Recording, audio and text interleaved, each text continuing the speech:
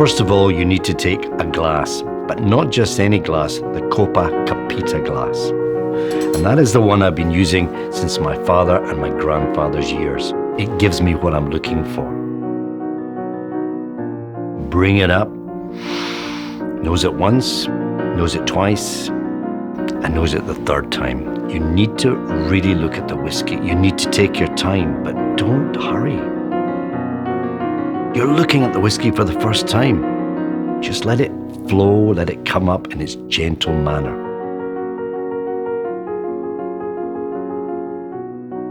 Don't just swallow it.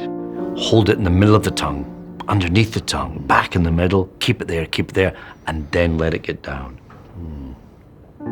The longer you keep it in your mouth, the more it'll help to reveal the inner flavors of the whiskey.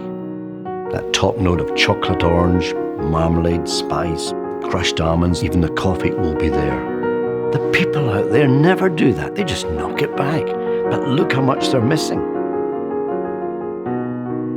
I want to make it stimulating, exciting, and vibrant in its own way. That makes us different. I don't want you to add ice. I don't want you to add water. I want you to enjoy the spirit as it's meant to be enjoyed on its own.